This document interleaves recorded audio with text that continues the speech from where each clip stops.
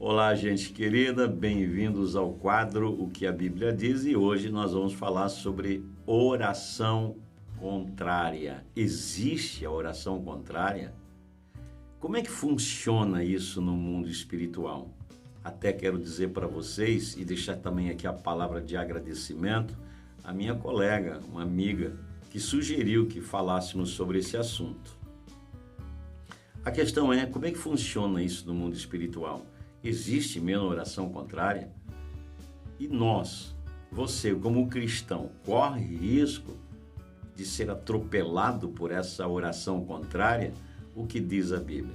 A primeira coisa que nós precisamos saber, gente, quando você lê os evangelhos, principalmente o evangelho capítulo 14 e 15 de São João, lá está escrito que se pedirmos alguma coisa em nome do Senhor Jesus Cristo, as nossas orações seriam ouvidas e as nossas orações seriam respondidas. No entanto, o mesmo João, quando escreve a sua primeira carta, lá no capítulo 5, e o verso 14 e o verso 15, ele dá uma polida em relação ao entendimento da oração. E ele diz assim: e essa é a confiança que temos nele, que se pedirmos oração, alguma coisa segundo a sua vontade, ele nos ouve.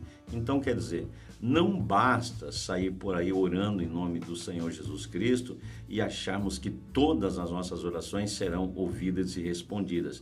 É preciso que as nossas orações estejam linkadas à vontade, ao propósito de Deus para a nossa vida.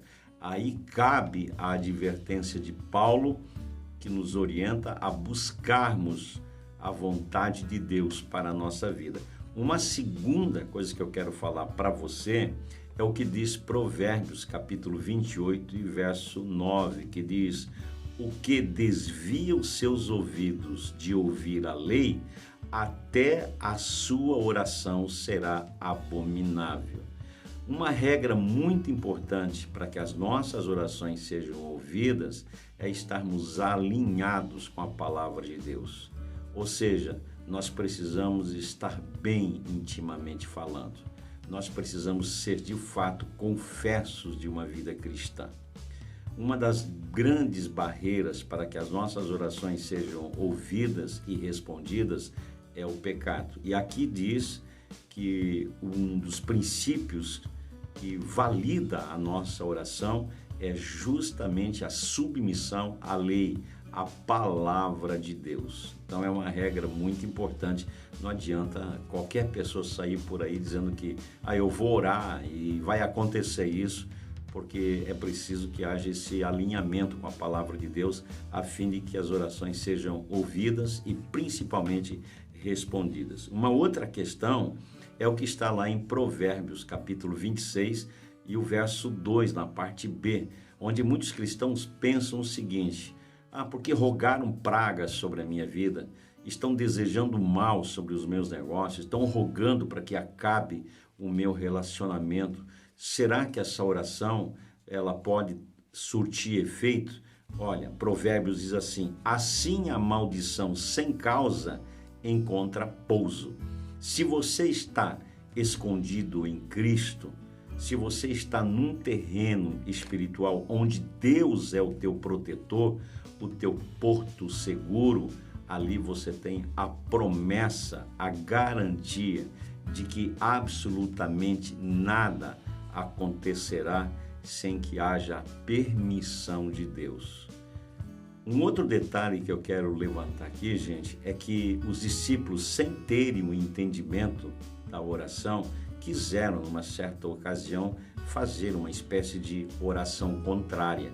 Se você ler o Evangelho de Lucas, no capítulo 9, e o verso 54, o verso 55, por ocasião de Jesus ser rejeitado pelos samaritanos, a Bíblia diz que os discípulos Tiago e João disseram assim a Jesus: olha, se o Senhor nos der permissão, vamos fazer o seguinte, deixa a gente rogar aí que Deus mande do céu fogo e vamos consumir essa gente toda aí.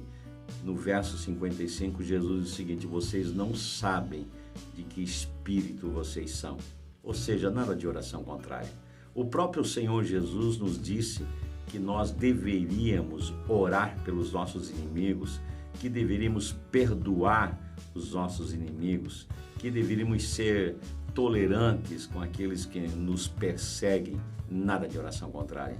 O caráter de Deus é um caráter de amor, de bondade. Nele não reside vingança, muito menos essa história tola de oração contrária. Fique firme, continue servindo a Deus, olhando para o autor e consumador da fé, e nada, absolutamente nada, acontecerá na tua vida, a menos que Deus dê permissão. Um grande abraço.